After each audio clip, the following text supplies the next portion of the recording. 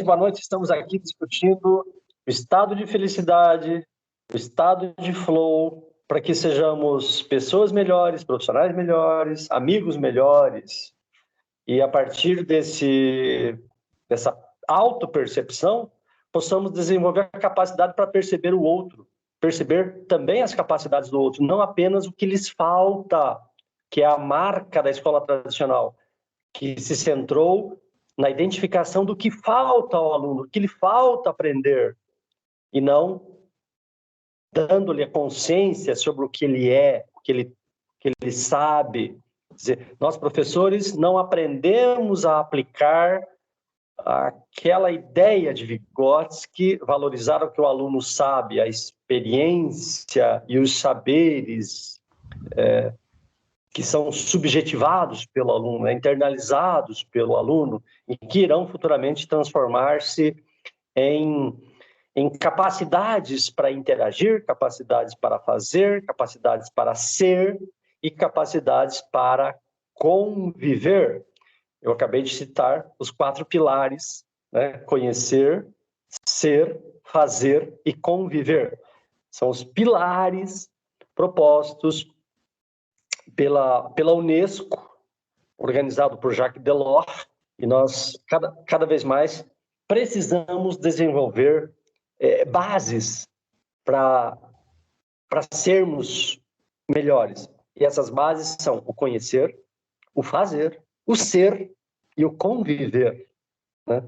Que é diferente da era tradicional, em que nós frequentávamos escola apenas para reproduzir um trabalho em série, um trabalho repetitivo, um trabalho mecanizado, uma habilidade operacional. Agora não, agora nós temos que pensar uma estratégia para lidar com pessoas, uma competência emocional para lidar com pessoas e uma capacidade de dar feedbacks, de comunicar o que queremos, mas também comunicar o que o outro é capaz de oferecer.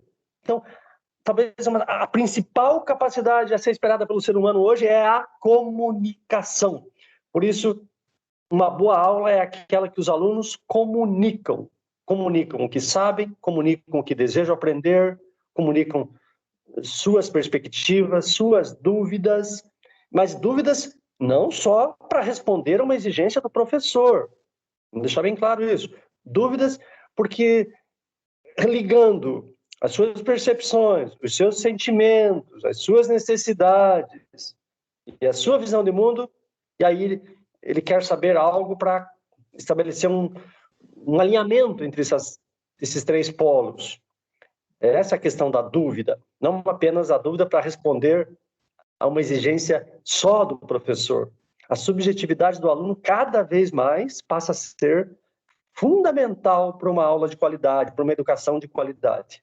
A educação que não respeitar esse princípio da trajetória do aluno, da construção do seu projeto de vida, como eu falei na aula passada, né? Essa educação estará aquém das possibilidades atuais. E nem estou falando de exigência, aquém das possibilidades atuais, né? As possibilidades são de oferecer o desafio adequado a cada um e o desafio cada vez mais amplo, para que ninguém se sinta paralisado num determinado ponto. Foram tão belos os depoimentos que a gente viu. Cada aluno que escreveu para mim dizia assim: eu me sentia cada vez mais feliz quando aprendia, quando vencia um desafio, quando era reconhecido por isso. Puxa, realmente os depoimentos, muito bem. Os medos, né, que cada um superou e vem superando. Essa autopercepção, para que você não seja uma resposta apenas ao que o mundo lhes traz. Porque o mundo lhes traz violência, o mundo lhes traz apenas necessidade de títulos, mas o mundo também traz, sabe o quê? Esse sentimento de incapacidade quando você não faz um curso que a sociedade monetiza mais, e aí você começa a se comparar com outras pessoas, e quando se compara, se sente inferior. Isso a gente não quer, né? Nós queremos que todos se sintam valorizados a partir do que podem fazer, das suas possibilidades. É essa a ideia fundamental. Vamos ouvir agora o João Lucas, que escreveu uma carta e ele vai sintetizar para nós. Fala, João. Fala, João. Tudo bem? De mim para mim, 10 de maio de 2021. Olá, João. Como estão as coisas? Espero que bem. Hoje vim falar sobre seu passado, especificamente o que você vivenciou até agora na universidade. Contudo, é importante lembrar o que te levou a ela. Primeiramente, a partir dos seus pais. Eles sempre te apoiaram nas suas escolhas, te incentivaram a estudar e dar o seu melhor. Por serem professores, gostavam de te dar coisas diferentes para você fazer, como começar a desenhar, correção motor e tudo mais. Segundamente, os seus professores do ensino médio. Eles, como porto seguro, te dando chá e te aconselhando sobre seu futuro, te incentivaram a ter um ponto de vista novo, ser um universitário diferente, buscar o seu espaço. Sendo assim, saindo da sua bolha e descobrindo também a paixão pela geografia. Você sofreu com o seu TCC do ensino médio, estágio e estudo para passar no vestibular, e conseguiu tudo isso com muito êxito. Tenho muito orgulho de você. Aliás, lembro-me que quando veio as confirmações dessas conquistas, você vivia escutando Djonga, junho de 94, que dizia mais ou menos assim, tentando dar o seu melhor na minha pior fase. Ou seja, você tentava tudo, mesmo quando as coisas não estavam dando boa, e sempre assim conseguiu. O ano 2019, o mês de fevereiro, o dia 18. Só para terminar. 19, você ingressou na universidade. No mês de fevereiro, do dia 18, foi o primeiro dia que eu pisei na universidade. E eu fiquei deslumbrado, eu parecia uma criança quando cheguei lá cheio de doces, assim, olhando tudo do lado, assim, aquilo lá eu fui sentir vivo, assim, porque todo o meu processo de vida, desde que eu me conheci por gente que eu sempre quis ser universitário, assim, né, tipo, estar na universidade, por referência dos meus pais, da luta deles também, que fizeram depois com 30 anos, assim, que não conseguiram fazer antes, eu sempre tinha essa referência, então eu sempre quis falar. E vendo essa conquista, assim, eu tava deslumbrado, assim, e queria achar meu espaço. Mais à frente do texto eu vou falar sobre eu achar meu espaço, de trabalhar na biblioteca da universidade também. Eu comecei a trabalhar na biblioteca, eu entrei em laboratório de pesquisa, então eu achei meu espaço na universidade, assim, isso me deixou muito feliz. Muito bom. Quando a gente encontra o lugar da gente, é como aquele animal, né, que procurava durante tanto tempo um espaço seguro, não encontrava, e as adversidades eram tantas. Uhum. Vamos imaginar, né, na sociedade são as cobranças, para o animal são os predadores, são os perigos. Nós não exatamente temos esses perigos, mas temos cobranças, o que também causa estresse. A cobrança, quando é uma cobrança própria e adequada às nossas capacidades, elas não adoecem. Caso contrário, as cobranças exageradas, elas podem adoecer. Então, é importante nós equilibrarmos o grau de exigência pessoal com as nossas capacidades. Nunca além, sabe? Porque não assumir, por exemplo, o que não podemos assumir. Nós temos limites. E tomar consciência desses limites dá uma paz interior que faz a gente dar saltos muito grandes. Por quê? Por que dar saltos? Alguém pode dizer, mas então a pessoa não vai se conformar? Não, ela irá produzir mais, porque agora ela sabe onde está. Ela tem consciência disso. Ela não precisa atender a expectativas externas, que são múltiplas. São múltiplas. Imagine, o mundo tem muitas opções. Hoje nós vivemos sob o caos, né, das distrações das redes sociais. Se nós formos dar atenção a tudo que é oferecido, nós precisaríamos de quantas vidas? 5, 10 vidas. Só para acessar tudo que é oferecido, né? Porque agora todos são protagonistas. Todas as pessoas. Nós não precisamos mais de um artista especializado e uma rede especializada para fazer um show. Todas as pessoas podem dar o seu show, podem fazer a sua live. Não é isso? Todos nós estamos aqui, nós fazendo uma live, né? É uma espécie de live. Então, nós precisamos estar aqui e renunciar. renunciar, né, sem nenhum peso, o outro lugar onde não estamos. Eu falo para mim mesmo. Quantas vezes eu queria estar em 2, 3 aulas ao mesmo tempo? Mas eu preciso renunciar e não sentir nenhum remorso. Ao contrário, nós vamos renunciar a vida inteira. Quando namoramos, renunciamos, né? Renunciamos a outras pessoas e temos que celebrar isso. Porque, caso contrário, nós caímos naquela lógica platonista, né? De estar sempre na falta. Quem está na falta está desejando o que não é.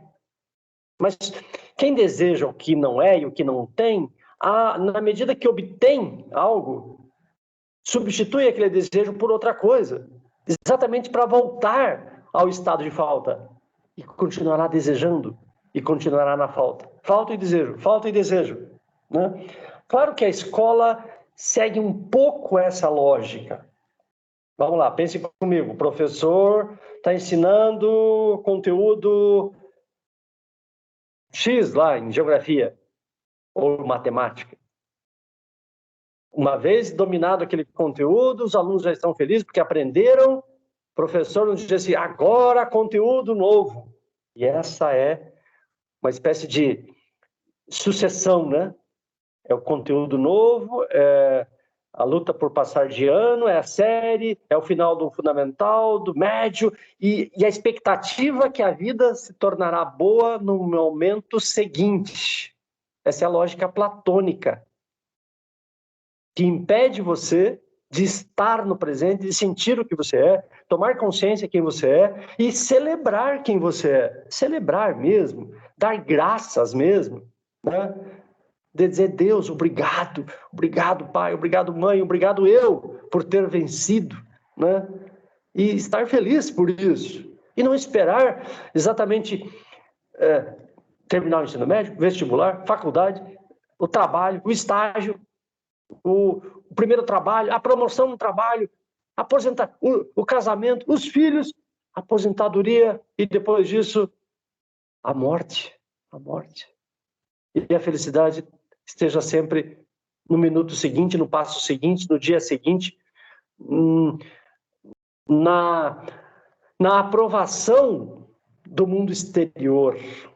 Não, o mundo exterior talvez nunca vai estender o tapete para nós, né? Plenamente. Porque uma vez estendido hoje, amanhã virá alguém e dizer, não, agora que você assumiu essa nova posição, trate de fazer outra coisa. Sempre estará dizendo que falta algo a vencer para te tirar a felicidade. Então, essa condição platônica, que ao mesmo tempo nos alimenta, nos move, ela pode ser o que nos escraviza, o que nos tortura, o que nos põe em falta. E nós, como professores, não podemos ser assim.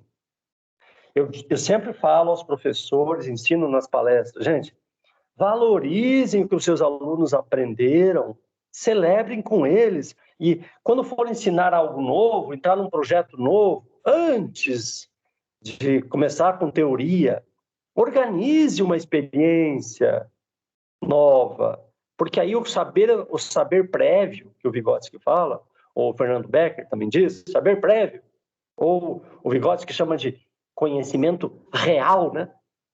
Aquele que já tem uma certa consciência do que sabe, seja experienciado, seja vivido nas diferentes formas. Então, o professor pode fazer uma prática numa comunidade, uma entrevista que o aluno pode fazer, uma leitura não acadêmica do conteúdo, um relato pessoal, enfim, uma experiência que relacione o conteúdo a ser ensinado ao que o aluno já sabe. E então, essa é uma forma de celebrar. Como disse na primeira aula, o segundo passo é a coleta, né? É a escuta do aluno. É o que estamos fazendo aqui. Quando o aluno se sente se sente escutado, né? Não é só a sua fala, né? Toda a sua história, todas as suas memórias vêm à tona, são reelaboradas. E aí, não só as memórias do que já viveu, mas ao mesmo tempo esse aluno começa a ter certeza, tomar consciência de sua identidade. Tomar consciência que ele não está em lugar errado, que ele não está no sentimento de falta, que ele não é inferior aos outros, que ele não precisa se comparar aos outros, né? Que ele não precisa... A competição é importante, mas a competição com ele mesmo. Claro. Eu não me dou por satisfeito com o que eu já sei, eu preciso saber mais. Então, é a competição comigo mesmo. Com o que eu era antes, com o que eu ainda não sei. E essa competição é muito importante. E celebrar, inclusive, a vitória dos outros. Claro, se o outro aprendeu, eu estou mais perto de aprender. Se o outro passou no concurso para o mestrado, e ele é meu amigo, estou mais próximo. Ele já pode me fornecer algumas pistas. Se o outro ficou rico, não é isso? Eu posso saber também o caminho percorrido. A experiência do mundo, ela nos traz, não queria usar o termo, né? Ela pode ser socializada. Eu não preciso cometer os mesmos erros das gerações passadas, passar pelo mesmo sofrimento das gerações passadas. Eu posso aprender com os que, como diz Galileu, depois Marx, depois Sartre, né? Nós estamos sobre ombros de gigantes, né? Que nos antecederam. E os principais que devemos honrar são nossos pais, né? No âmbito da teoria, da construção científica, são muitos, né? Que temos de honrar. Honrar conhecendo suas obras, referenciando suas obras, né? Para, inclusive, fazer a chamada intersubjetividade científica, né? Para dialogar com esses cientistas. Dialogar com esses cientistas. É muito importante. E só poderemos dialogar quando tivermos a posse das metodologias que eles usaram, do conhecimento que eles desenvolveram. Aí poderemos dialogar, debater e até confrontar e, quem sabe, superar. Mas quando resgatamos as memórias, também construímos o futuro de quem queremos nos tornar. As memórias são importantes para construirmos um futuro. E quando as memórias são traumáticas, negativas, que não é o caso do que eu tenho visto aqui, eu preciso fazer pequenos cortes. Eu não sou aquilo que eu vivi. Hoje eu sou outra pessoa, eu superei aquilo, eu cometi erro, mas eu já superei. Então, eu vou me separar daquilo. E quando eu for professor, eu vou fazer o mesmo com o meu aluno. Se ele cometer um erro grave, um erro que no contexto escolar não é aceito, o que eu tenho que fazer para salvar esse aluno? Também fazer esse corte para salvar esse aluno. Corte com os seus erros, corte com suas faltas e dizer, olha, você é capaz de fazer isso. Isso que você fez não lhe pertence. Olha como é importante isso. Porque nós estamos construindo também seres humanos, formando seres humanos. Nós não somos professores nós não somos juízes de outros humanos. Nós somos formadores de humanos. Se fôssemos juízes, iríamos fazer o quê? Iríamos punir. Mas até a pena, para quem conhece os princípios da pena, até a pena tem o princípio de reeducar, né? Chamado princípio retributivo. Reeducar. A pessoa tem o direito de aprender, de ser outro, de ser novo, de se transformar. Tem o direito. Isso está previsto nos códigos de processo penal. Aliás, nos códigos de direito penal. Nós não somos juízes, nem de alunos, nem de ninguém. Até de nós próprios temos de ser menos rígidos com o julgamento. Às vezes nos torturamos com os erros que cometemos. Poxa, eu posso cometer erros? Claro que posso. E preciso ser mais condescendente até com os meus erros. Eu não estou falando, gente, de ser condescendente com o erro continuado, repetido, condescendente com a incompetência, condescendente com a procrastinação, condescendente com a improdutividade. Não. Aliás, nós precisamos ensinar a ética do trabalho, a ética da disciplina, a ética da organização para os nossos alunos. O que fazer? A ética de estabelecer prioridades, a ética da rotina de estudo. Claro que isso é necessário aprender. Eu fui ouvir a primeira vez isso, quando fazia mestrado, da professora Rejane, que em uma de suas aulas ela veio fazer a orientação do que como nós deveríamos estudar.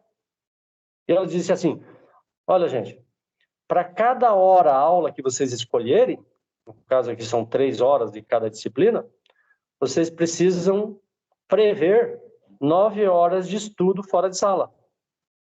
Então, para cada hora, 3 horas fora daqui. Eu não sabia disso. Nunca tinha ouvido isso de um professor, mas isso é básico, né? Eu poderia dizer assim, é básico para um professor ensinar para o aluno que toda aula presencial, virtual, com o professor, precisa ser posteriormente estudada, e de preferência no mesmo dia. Toda aula com o professor precisa ser estudada, de preferência no mesmo dia. Preciso citar a fonte desse princípio. A fonte é do Pierluigi, que faleceu há uns 4, 5 anos, e escreveu um livro sobre a neurociência e a aprendizagem. Então, ele dizia, aula dada é aula estudada hoje. Ele completava ainda, hoje. Por quê? Porque após estudar, o cérebro irá organizar isso na hora de dormir. Durante o sono, haverá o reset do saber difuso, não é isso? Irá organizar isso no seu cérebro, para que no dia seguinte você consiga ter mais clareza sobre aquilo que estudou. E isso a gente aprendia? Não.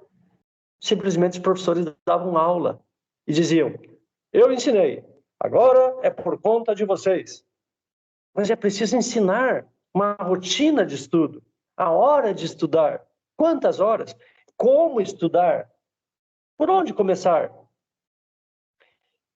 Eu costumava falar para os professores nas palestras algumas dicas, orientações para que os alunos superassem a hiperatividade. O que é a hiperatividade? TDAH, né? Hiperatividade, TDAH, acho que todo mundo sabe, né? TDAH, transtorno de déficit de atenção e hiperatividade, que são 2 características, né, do TDAH. Falta de atenção e, ao mesmo tempo, a agitação. Então, a falta de atenção coloca a pessoa em estado de superficialidade, mudança de atividade, começa uma, começa outra, conversa com quem está próximo, qualquer som lhe interfere, ele não consegue se concentrar numa atividade. Ele começa, mas não avança. E por conta dessa agitação, né? Que também é chamada de impulsividade. Impulsividade. Quer dizer, o que é impulsividade? O seu corpo fala antes do seu pensamento, vamos dizer assim, né? A sua agitação o impede de se concentrar, de tomar consciência, de se ligar na tarefa, né? O Renzulli com R, Renzulli, dizia que os princípios das pessoas com altas habilidades, ele colocava os anéis, né? Os anéis que caracterizavam as pessoas com altas habilidades, também conhecidos como pessoas superdotadas. Quais são, né? Vamos falar do principal. Comprometimento com a tarefa. O que é comprometimento com a tarefa? É a atenção. Atenção com a tarefa. Hoje, lendo o depoimento, não sei se estão presentes a Natália e a Martina Victória, se tiverem... Eu tô, Natália. A Martina não pôde vir hoje, só que ela falou que se precisar, ela apresenta amanhã. Que pena, que pena. Pois é, lendo o texto de vocês duas, acho que foi você, Natália, que falava de vencer desafios. Eu acho que foi, não tenho bem certeza. Sim, fui vencer metas. Foi você, né? Você já vai apresentar em seguida, não? Pode ser. Pode ser. Agenda aí, Nathalie. Aí eu identifiquei assim, puxa, quando a pessoa consegue se auto-atribuir, eu vou me concentrar plenamente nisso até vencer esse desafio, até conseguir tocar. Você toca violino ou piano, não me lembro? Um dos dois. Piano, violino é a Martina. Ah, tá. Piano. Eu vou conseguir tocar essa obra. Então, a pessoa se auto-atribui e se auto-desenvolve, né? A capacidade de concentração. O que é a concentração? Eu delibero, eu decido dar atenção a essa tarefa exclusivamente. Mas não é atenção só de corpo. É fazer de novo, o que eu fiz de errado, eu fiz isso, então faço de novo. E aí tem algumas orientações que eu faço para os professores, aqui para encerrar essa preleção. Quando os alunos possuem essa agitação interna, uma das dicas é a expressão oral. O que eu tenho que fazer? Mas expressão oral ele talvez não consiga, né? Então, ler em voz alta o enunciado, ler em voz alta o parágrafo, depois falar em voz alta o que foi que eu li, porque às vezes aquelas palavras não se conectam uma com a outra, não fazem nenhum sentido. Acontece com muita gente, né? Então, para tomar consciência, primeiro preciso usar esse instrumento, né, usar esse recurso, a linguagem. Eu verbalizo, então o pensamento começa a se organizar. A linguagem é instrumento motor, vamos dizer assim. Instrumento motor, é indutor da tomada de consciência. Isso está em Vygotsky, mas está em vários estudos de neurociência também. Pensamento sem linguagem, ele fica vagueando. Precisa da linguagem. Então, eu ensino isso para os professores passarem isso para os alunos pequenos. Claro, outra estratégia seria falar para outras pessoas o que eu preciso fazer, escrever a sequência, o que eu vou fazer primeiro, o que eu vou fazer depois, diminuir o número de tarefas, o número de exercícios, quando o aluno tem essa agitação interna. Em vez de 10 exercícios, um exercício. Em vez de um exercício completo, uma parte do exercício só. Quer dizer, aquilo que é complexo, eu divido em bem pequenas tarefas. Porque a pequena tarefa, uma vez apreendida, né, dominada, imediatamente ela muda a minha autopercepção. Ah, consegui. E esse conseguir é a modificação que eu preciso para continuar. Por isso eu sempre digo, comece. Se você não espere a vontade para começar, comece. Hoje cedo ainda dizia, quando temos uma montanha para subir, mas damos o primeiro passo, ela começa a diminuir. O princípio da equidade é exatamente essa adequação, né? A adequação do desafio à capacidade de cada um. Nesse sentido, nós estamos criando bases para a chamada educação inclusiva, que é a educação que valoriza as capacidades de cada um, as diferenças de cada um e as possibilidades de cooperação de cada um. Olha como é bonito isso. Educação inclusiva, princípio da equidade. Também conhecido, a gente for pensar assim, né? Educação centrada na heterogeneidade e não na homogeneidade. Eu busco a diferença. Busco. Não é que a diferença está no aspecto físico. Não, não, não, não. Eu busco a diferença com diferentes propostas, desafios pedagógicos. É diferente a ética. Buscar a diferença. Quando eu busco a diferença, tem uma nova ética. As pessoas se sentem enxergadas. Quando as pessoas se amam, vamos imaginar um casal, né? Elas se sentem amadas por quê? Porque cada um vê nos olhos do outro. Quanto o outro se dedica para cuidar dos seus projetos, quanto se dedica para o outro. E não espera. Eu não espero do outro que ele faça o mesmo que eu faço. E não é amor, né? Amor, eu reconheço que o outro tem as suas especificidades, tem o seu valor, né?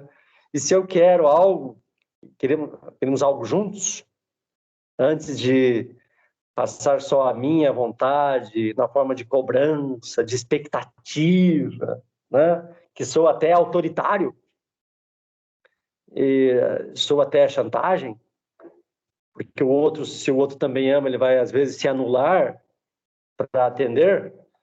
Eu posso dizer assim, o que você acha? Como você se sente? Você se sente bem se a gente fizer isso?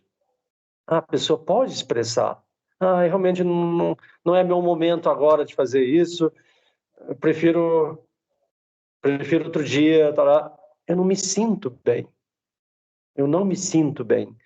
E aí quando eu expresso o meu sentimento, eu posso fazer um pedido. E a outra pessoa vai entender. Porque foi o meu sentimento. Eu não quis impor para o outro. Eu falei do meu sentimento. Logo, eu posso fazer um pedido. O pedido está baseado no meu sentimento. Por isso que não é só razão. Na sala de aula não é só razão, tem sentimento. Negar isso seria negar uma parte fundamental do ser humano, que são os sentimentos. Claro que às vezes temos que vencer a falta de vontade de aprender. Claro que temos que vencer. Mas aí eu estou dizendo de falta de vontade. Não espero vir à vontade. Eu ensino fora de sala de aula, né? Se você não tem vontade, puxe a vontade pelos pés, né? Imaginando que ela esteja no alto. Puxe a vontade. Assim ela virá para você. Não dependa da vontade. Você pode propor o que você precisa fazer, porque o que você precisa estará alinhado com o teu ser. E quando está alinhado, aí vem total felicidade. O que você faz e o que você é. Esse alinhamento, quando acontece, a gente não precisa ser milionário para ser feliz. Aí não sou contra ser milionário, não. Meu Deus, nós precisamos de pessoas que contribuam também com riqueza. Mas quando há esse alinhamento entre o que eu faço e o que eu sou, aí ninguém nos segura. A gente não entrará em conforto, não entrará em passividade, a gente irá contribuir mais com as outras pessoas, porque não irá ofender nossa identidade. Eu vou contribuir porque eu estou me realizando. Eu aqui, por exemplo, estou me realizando muito. Né? Muito, muito, muito. Para atingir um estado de flow, eu preciso estar realizando atividades que me deixem feliz e que me tragam algum tipo de progresso ao atingir metas. Meu estado de flow é atingido principalmente a partir da produção de artes com as quais me relaciono desde criança, como balé, piano e desenho, e do consumo de artes através de atividades como leitura, visitas a exposições e apresentações de música e dança. Também atinge meu estado de flow a realizar atividades com meus amigos, como jogos online, em que existe um objetivo a ser cumprido além do benefício da socialização com as pessoas que são de grande valor para mim. Mesmo parecendo controverso, os momentos de produtividade artística também são momentos de tranquilidade, na minha perspectiva. Uma vez que estou me concentrando em algo que faço simplesmente por prazer, sem a cobrança acadêmica da necessidade de realizar algo perfeitamente para poder ter um futuro. A cobrança pela perfeição vem apenas de mim e da minha própria necessidade de fazer bem tudo aquilo que eu faço. Alcançar metas impostas por mim mesma, como finalizar com perfeição uma determinada escala no piano até o fim do dia e girar uma pirueta com sucesso, me dão imensa satisfação e sensação de paz por saber que consigo realizar aquilo que outrora era um desafio. Obrigado. Sem dúvida, a tua fala está melhor que a minha.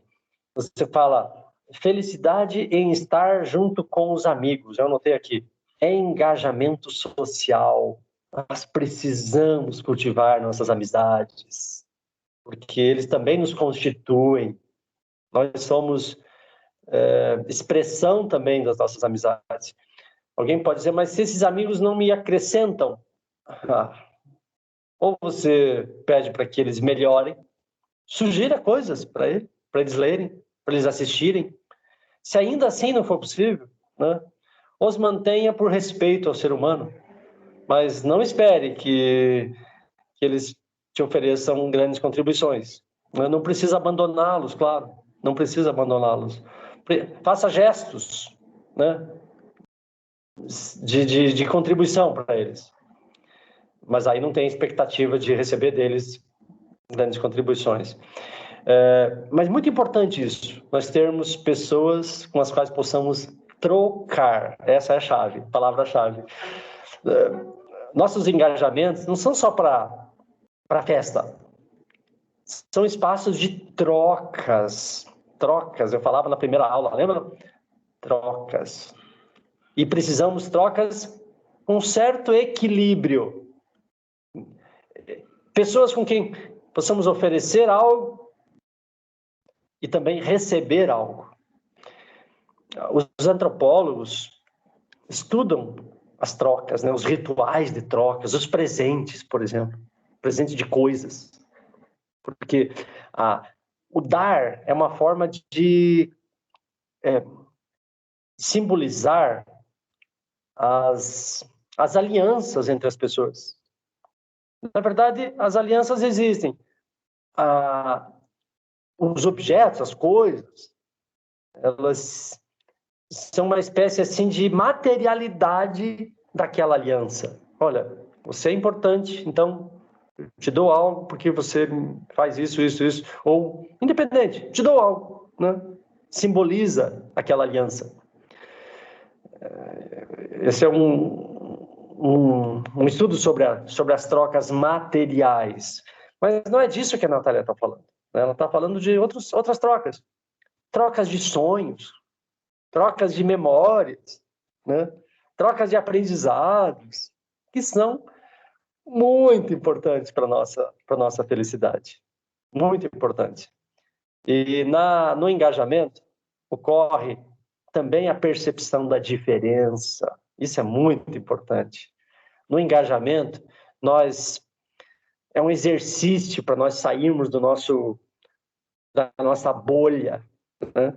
Apenas do que eu faço, do que eu sou, do que eu acho importante, né? No engajamento, eu percebo o que o outro faz, o que é importante para ele, e eu tenho que escutar. Então, é um exercício de humildade também. Eu tenho de dar feedbacks para o outro, dizer, puxa, que bom que você faz isso. E se você fizer aquilo outro lá, quem sabe não fica ainda melhor. Olha, um exercício de humildade, de partilha e até de celebração com os aprendizados do outro. É muito bom partilhar, né? Eu me lembro quando fazia faculdade, colegas, a gente saía para tomar alguma coisa e me falava de uma poesia que eu não conhecia, de uma música extraordinária que eu não conhecia. Vamos ler a letra dessa música. Puxa, umas letras que eu não conhecia. Gente, posso até citar aqui para vocês. Conheci Milton Nascimento, Coração de Estudante, em almoços com colegas de universidade, nos bailes da vida do Milton também, aquela da Liberdade, Viola Inuarada. Viola Inuarada, não lembro o autor, não vou lembrar. Pesquisei para mim, por favor, para a gente render homenagem. Então, e outras, né? Poesias de Neruda, poesias do Pessoa, Fernando Pessoa, que eu não conhecia. A gente trocava, tomando alguma coisa. Vamos ler essa poesia aqui. Vamos escrever uma poesia aqui. Quanto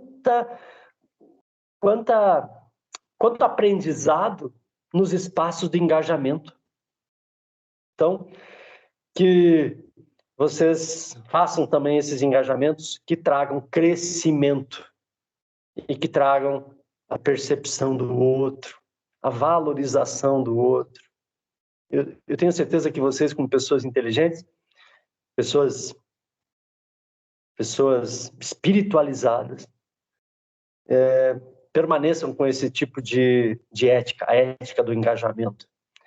E que não usem esse espaço de engajamento para não produzir nenhum tipo de mal para si mesmo, né? Nenhum tipo de agressão a si mesmo, nenhum tipo de agressão aos seus pais, né? Pessoas que temos de honrar sempre, nenhum tipo de agressão aos seus valores, nenhum tipo de desagravo ao Deus que vocês confiam e creem. Então, usem o engajamento para isso, para o flow, para a felicidade, para a celebração e para o crescimento. Parcialmente, eu já expliquei a ideia da aceitação, né? Mas aqui está um outro elemento aí, que é a ideia de não sermos cobradores, né, em excesso de nós mesmos, para que não sejamos torturadores de nós mesmos, né? Não, isso a gente não pode ser. Que a gente saiba parar, tal como você faz, né? Dizer, não, é hora de dormir, mas é hora de beber água, é hora de fazer uma caminhada, é hora de conversar com minha mãe, é hora de conversar com o namorado, é hora de conversar com meu pai, que está lá querendo um abraço. Estou aqui imaginando o que a gente às vezes precisa fazer para parar do que estamos fazendo. Estou falando até para mim agora. Ontem à noite, meia-noite e meia, recém tinha dormido, levantei, retomei o computador, não foi 2 horas. Falei, Paulo, para com isso.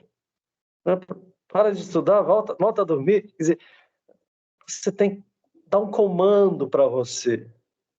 Né? Um comando de teu corpo, né? Precisa descansar para você estar bem no dia seguinte. Então, a gente não pode se autotorturar, produzir sofrimento para você, porque no longo prazo você vai produzir sofrimento para quem? Para as pessoas que te amam. E a gente não pode produzir sofrimento, como eu já disse na aula passada, para as pessoas, nem para você, porque você é filho de Deus, nem para as pessoas que te amam. Por isso, temos que fazer uma varredura, né? Em tudo que produz vício, dependência, tudo que nos torna objeto de nós mesmos. Objeto não podemos ser, não.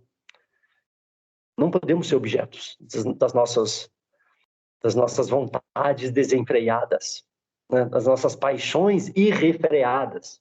Porque não sou contra a paixão. Aqui, imagino que alguns de vocês estejam até apaixonados, ou estiveram apaixonados, e venham se apaixonar por outra pessoa. Mas que essa paixão não lhes retire a sabedoria de fazer o certo, de não passar por cima dos outros, né? A sabedoria de dizer não e de dizer sim, a sabedoria de respeitar. A paixão, ok, mas não aquela paixão que retira toda a sua racionalidade, né? Aí não vale. Estou até citando aqui uma poesia que eu acabei de ler e pus no texto que a Nathalie preparou, do Fabrício Carpinejar, o grande Fabrício Carpinejar, o fantástico Fabrício Carpinejar. Eu recebi o texto dele esses dias sobre isso. Falava de paixão e falava de amor. Acredito que o que me faz feliz é estar em estado de plena consciência no momento presente. É compreender minha presença em um determinado lugar e estar 100% presente. É respirar fundo e sentir o cheiro de um bom café e ouvir uma boa música. Para mim, a felicidade não é materializada e também não está ligada ao desejo. Ela é aquele pequeno momento da vida em que você gostaria que se repetisse. A felicidade é simples e a felicidade está na gratidão. Aí a outra pergunta, o que te faz feliz? A euforia de arrumar a minha mochila para viajar, de pensar em como vai estar a estrada, se eu vou precisar levar um casaco a mais. É sentir o vento quente no rosto e o cheiro da estrada. Ver diferentes paisagens, ouvir uma boa música, cozinhar, apreciar diferentes sabores, aprender, ouvir histórias de pessoas mais experientes. A solitude e a companhia também. Quais são as minhas experiências? Minhas experiências, primeiramente como filho, me tornaram a pessoa que sou hoje, me fizeram amadurecer e descobrir a importância do amor fraterno. Minha experiência como aluno abriu os meus olhos para o prazer em aprender e descobrir. Minha experiência como amigo me fez tirar as armaduras e aprender a confiar. Minha experiência como pessoa me fez descobrir o significado da vida e ajudar o próximo. É ajudar o próximo, é servir, é ajudar os outros e descobrir seus próprios caminhos. A percepção que eu tenho de mim mesmo é que ainda não estou pronto. Seja para o que for, ainda não estou pronto. Sempre preciso estudar mais, rir mais, viver mais, acreditar mais, sonhar mais, amar mais, concretizar mais. Acredito que a busca pelo divino é muito importante na jornada de todos nós, de ser humano. A contemplação das artes, da música, do que é o belo nos refina, nos molda, nos desembrutece, nos ensina, nos fortalece, também nos acalma, nos faz respirar fundo e não temer o amanhã. O homem que não busca pelas virtudes, para mim, não consegue se aproximar do divino. E o divino é o viver agora, porque o importante é o agora. Tudo que você pode fazer, só é possível fazer agora. Então, respire fundo, ame mais, se abre mais, chore quando precisar, ri de tudo e seja grato por tudo. Ouvindo agora com a tua voz, e não com a voz do computador, quando eu fiz a leitura, foi outra percepção. Olha, eu consegui destacar na minha mente vários valores, até te perguntar, quando você citou o Clóvis, eu me lembrei, porque esse é um vídeo que eu conheci em 2015 ou 2016, aliás, minha homenagem ao grande professor Clóvis de Barros Filho, que foi uma referência para mim nesse período de 2014, 2015, que hoje ele é uma pessoa cega também, como eu, e ainda quero conhecer pessoalmente, embora eu acho que isso não está longe disso. Vocês, como professores, como vocês podem dar essa chave para os alunos, propiciar essa chave para os alunos desenvolverem essa capacidade, né, de contemplação da música, das artes, busca pelo divino, transcendental. O papel da escola, vamos ter claro isso. Qual é o papel da escola em relação a isso? É propiciar experiências ainda não vividas pelo aluno. É isso.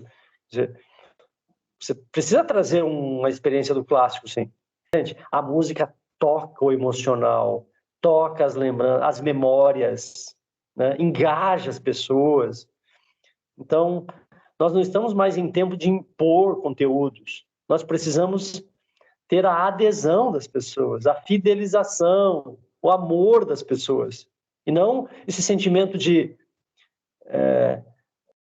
sacrifício em aprender. O aprendizado pode ser uma partilha de celebração mesmo. Só um comentário que eu não fiz ainda. A dor, sobre a dor. Anotem lá. A dor também traz aprendizados. né? Então, estou querendo dizer que a escola tem que ser só dor, tá? Eu estou querendo dizer que a busca por objetivos, né, auxiliar os alunos na busca de objetivos pode trazer dor, né? A dor da disciplina, a dor de acordar cedo, a dor de vencer esse inimigo interno que insiste em dizer que eu não consigo, insiste em dizer que eu não sei, que eu sou incapaz, que eu sou inferior. Eu tenho que vencer essa dor. Às vezes a dor de não ter um espaço adequado para estudar, a dor emocional de ter ambiente familiar desajustado, violento, agressivo, agressor, né, que produz em mim medo. Ninguém consegue estudar se tiver uma sensação de medo, medo de ser abandonado pelo pai e pela mãe, medo da separação dos pais, medo da falta de ter fome amanhã, caso meu pai não esteja provendo a condição material, econômica, o pai ou a mãe. Então, o medo do desamparo, que a psicologia chama, né, essa sensação de desamparo, é um medo que precisa de apoio afetivo, apoio emocional, para vencer isso. Esse estado, é um estado, né? Estado de desamparo, estado de abandono, estado de rejeição. Isso a gente precisa auxiliar as pessoas para vencer. Como iremos auxiliar? Conhecendo essas pessoas. Eu costumo dizer, não vamos rotular os alunos que provocam indisciplina, que faltam com a tarefa. Não é simplesmente impondo que façam. O que aconteceu? Como podemos te ajudar? Como eu posso te ajudar? Como a sala pode te ajudar a fazer o que você precisa fazer? Então é assim, é ouvindo a pessoa. Ela pode, ela própria, tomar a decisão em fazer. Mas não é só a escuta, né, gente? Nós precisamos de recursos. A escuta é o primeiro passo, é o acolhimento.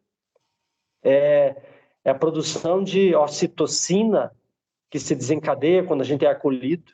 É a produção da serotonina, quando a gente age com empatia, percebendo o sentimento do outro. Claro! Então, eu me sinto acolhido, ocitocina, serotonina. O que acontece? Agora eu me sinto confiante, seguro. Eu posso falar para o professor quais foram minhas dificuldades. Antes eu nem falava. Antes eu ficava silenciado, fugia do professor, não trazia a tarefa. Mas agora não. Eu sei que me aproximando do professor eu vou ser acolhido e ele vai até garantir que um colega me dê apoio, né? Faça atividade comigo, claro. Então o professor tem que ser esse que acolhe, que apoia. Por isso eu falo, o primeiro passo é acolher, mas depois vem o apoio real, que virá diminuição da complexidade da tarefa, né? Uma tarefa mais acessível, um recurso, uma outra fonte para estudo, uma fonte mais acessível também. Se antes era um texto, que possa ser um vídeo, ou que possa ser uma entrevista com alguém, um trabalho em dupla. Então, o recurso é o segundo passo, o terceiro passo, depois do acolhimento, depois da escuta, depois do acolhimento. Ok? Hoje estamos bem pedagogia, hein? Estamos relacionando as falas de vocês com a educação. Assim que tem que ser. Para que os professores que venham assistir a nossa aula, vocês próprios, se beneficiem. Eu quero fazer a diferença não só para hoje, para que daqui 10 anos na vida de vocês e vocês avancem muito mais nisso. Pode-se considerar como universalmente aceito que, a parte de seus conhecimentos técnicos sobre a disciplina que leciona, a forma de atuação de um professor na sala de aula é fundamental para o seu sucesso. A partir da solicitação da docência da disciplina para assistir ou comentar um filme, me recordei imediatamente do que considero uma obra-prima diretamente relacionada à educação na década de 1960, que marcou a minha juventude e me inspirou, em boa parte, a obter algum dia o título de professor. A obra-prima é o filme Ao Mestre com Carinho, na qual a luz do ator negro Sidney Poitier brilhou intensamente. Ele já havia conquistado, 3 anos antes, o prêmio maior da Academia de Hollywood, com um Oscar de melhor ator no filme Uma Voz nas Sombras, mas é quase unanimidade entre o grande público e também os críticos de cinema que a sua atuação em Ao Mestre com Carinho superou aquela do premiado filme anterior. Daí a razão da minha escolha para comentar esse maravilhoso filme. Resumo. Um jovem engenheiro desempregado, personagem Mark Thackeray, resolve enfrentar um grupo de alunos indisciplinados e desordeiros em uma escola do bairro operário de East End, em Londres. A classe, liderada pelos personagens Denham, Pamela e Bárbara, estão determinados a destruir Thackeray, como fizeram com o professor anterior. Mas Thackeray, já acostumado a hostilidades em sua profissão original de engenheiro, enfrenta o desafio, tratando os alunos como jovens adultos que em breve estarão se sustentando por conta própria. Quando recebe um convite para voltar à engenharia, o mestre balança, entre aspas, na hora de decidir, mas, afinal, enfrenta o desafio e permanece na escola. Em um determinado dia, avalia a situação em que está envolvido, percebendo que um dos alunos tem desvio de comportamento, fumando na entrada da escola e tratando o professor com ironia, evidenciando rebeldia e que as regras ali não existiam. O mestre reflete, não se intimida e segue, corajoso, adiante para a sala de aula. Em outra cena, pode-se observar que os jovens se vestem de forma diferente dos adultos, os trajes são apertados e curtos, os cabelos grandes e mal arrumados, indicando a discordância com as convenções, entre aspas, dos adultos da época. Essas situações de indisciplina se repetem em cenas seguintes. Um parêntese é o comentário que o senhor fez sobre como o professor deve tratar os alunos indisciplinados e rebeldes. Essas situações de disciplina se repetem em cena seguinte, mas o mestre não está disposto a desistir. Pelo contrário, passa a tratar a turma como adultos, alertando-os que estão prestes a assumir responsabilidades logo que completem o curso. Em outra sequência, na sala de professores, um dos colegas da escola pergunta a Thackeray se ele é o novo cordeiro no matadouro ou se ele é a ovelha negra, evidenciando o duplo preconceito, tanto em relação ao professor negro, quanto o seu desprezo pelos alunos. Firme em sua determinação e, sem dúvida, apoiado em sua experiência profissional na solução de problemas e adversidades, o novo mestre prossegue firme para controlar e ter a colaboração de seus alunos. A virada, entre aspas, na situação surge, então, digamos que de forma inesperada. O professor decide levá-los a um museu, fato pouco comum, principalmente para aqueles alunos que não despertavam confiança, o que faz essa ideia parecer absurda pela direção da escola, mas que o professor consegue realizar com êxito, fazendo uma grande diferença no comportamento dos alunos. A visita acontece e os alunos ficam encantados. A partir daí, a situação começa a mudar. Na aula seguinte, é possível perceber que os alunos já não estão tão hostis com o professor, que também percebe a mudança e tenta tratá-lo sempre com muito respeito, ouvindo-os e procurando aconselhar no que for preciso. Percebe-se, então, claramente a mudança dos alunos. Já não há mais rebeldia, principalmente de Denham, com nova postura e modos de vestir, de falar, etc. Ele, após longa reflexão sobre as palavras que o professor lhe havia proferido na cena anterior, sobre o caráter e a personalidade de um homem, passa a mudar sua postura. Essa atitude de confiança do professor é o que realmente começa a despertar nos alunos uma sincera e espontânea admiração pelo mestre. O encerramento do ano letivo acontece com o baile, onde alunos e professores se confraternizam. Nessa cena fica clara a harmonia da turma com o professor e a satisfação pelo seu bom trabalho. Nas cenas finais, os alunos homenageiam o professor de forma emocionante. A aluna Peggy,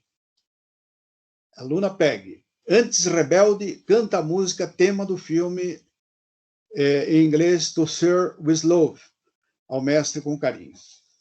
Conclusão. Embora o filme seja produto de uma ficção, ele retrata situações reais que constantemente podemos ver na vida real das escolas. No Brasil não é diferente. Turmas e alunos rebeldes refletem a realidade da educação em muitas escolas, principalmente, mas não limitada, às áreas periféricas das grandes cidades. Nas disciplinas de educação são apresentados vídeos de situações reais vividas por professores em escolas, muito similar àquela do mestre Thackeray. Uma dessas situações pode ser vista no filme Pro Dia Nascer Feliz. Esse foi um filme que a professora Mônica nos apresentou na disciplina de Política e Planejamento da Educação. Entretanto, em boa parte dos casos, os professores não estão preparados para enfrentar e resolver essas situações com a resiliência do personagem principal desse lindo filme. Esses autores, eles pensam a educação a partir de um novo paradigma, que não é mais centrado apenas nessa verticalidade rígida que é do professor para o aluno, do pai para o filho, do desprezo à história do aluno, à história do filho, aos sentimentos do aluno, aos sentimentos do filho, né, que é próprio da educação tradicional. Esses autores, o Rogers, o Maslow, o Adler, vários outros, eu estou lembrando desses três aqui, vários outros, poderiam, atuais, inclusive, né, que sucedem esses autores, eles invertem a lógica, invertem. Eles partem do pressuposto que criança, que jovem, que o ser humano precisa ser respeitado em seus sentimentos. Aliás, todos nós, né? Todos nós. Que relação amorosa, que relação de trabalho subsiste se não houver o respeito também aos sentimentos. A de trabalho até subsiste, né? Porque as pessoas se escravizam, se subordinam, se agridem no sentido de não respeitar, né, suas necessidades por conta da relação hierarquizada que existe, né? Eu preciso do salário, então eu me submeto. Né? No trabalho, costumava ensinar assim que no trabalho não é espaço para eu colocar minhas vontades, meus sentimentos, é espaço de eu fazer, é espaço de obedecer. Eu obedeço porque eu tenho juízo, e ele que manda é porque pode mandar, porque tem o poder, né? Ele tem o poder, logo manda. Eu que tenho a força de trabalho, executo. Mas para eu executar, eu não preciso questionar, eu não devo questionar. Era assim, né? Eu não devo colocar as minhas necessidades, o meu ponto de vista, o meu sentimento. Não, isso não. E há uma inversão de paradigma. É isso que a gente tem que ter essa clareza. Inversão de paradigma. E a inversão de paradigma não significa abandonar. O professor não é mais parte importante. Não. As decisões são resultado de acordos. Né? Acordos. Podemos fazer assim? Podemos, então vamos fazer. E as pessoas se engajam. Olha os belos trabalhos que vocês fizeram, que vocês escreveram. Eu fiquei emocionado, né? Realmente emocionado. Quer dizer, e eu mal conheço vocês. Mas quando leio, meu Deus, que dedicação, que coisa bonita, né? Porque a pessoa falou do coração mesmo. Né? Não reproduziu só autores. E até buscou, né? Vocês buscaram autores. Isso é importante também. Porque nós não estamos sozinhos. Ninguém de nós aqui está sozinho. Então a gente busca os apoios daquelas pessoas que vieram antes de nós. Tá tudo certo, tem que fazer isso mesmo. Tem que buscar. Mas aí, usar isso como um instrumento para a gente ser a gente mesmo. Para eu ser eu mesmo. Então eu quero dizer que esse filme, ao que parece, conforme a sua narrativa, ele faz essa inversão. A confiança, que é produto de uma relação, né, de uma atitude diferenciada, acaba sendo fundamental para que os alunos se engajem. A confiança. Claro que precisamos de confiança.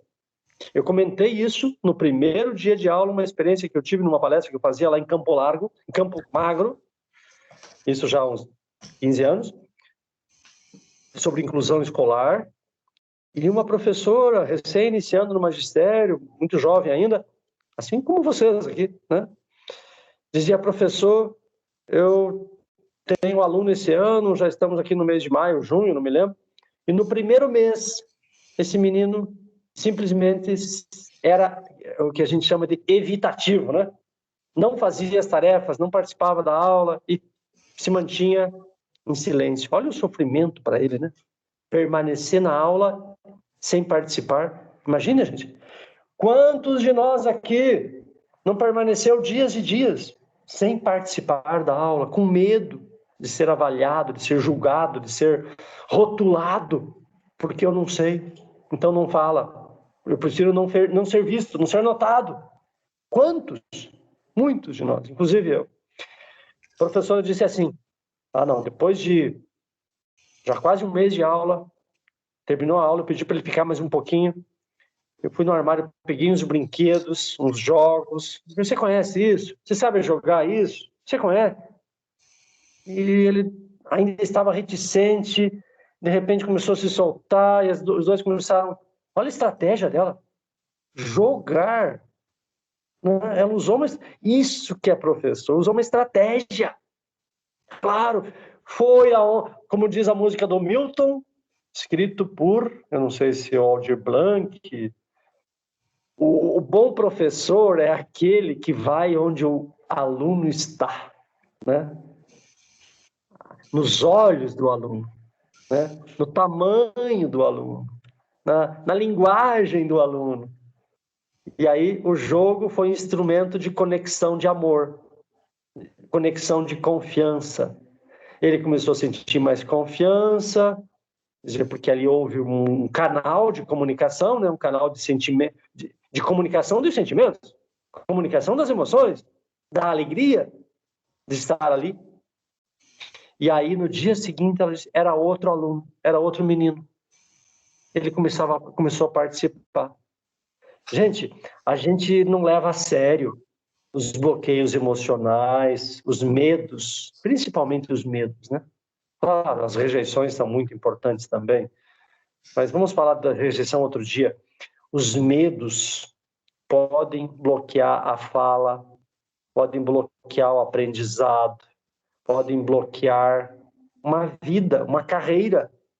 Então, se a gente pudesse aproximar, né, da pessoa, para que ela se libere dela mesma, aí ela vai ser outra pessoa, vai se desenvolver. Gente, leve esse aprendizado para a vida de vocês. Obrigado por vocês estarem comigo. Puxa, que Deus abençoe a vida de vocês. Um beijo para cada um. Vamos encerrar.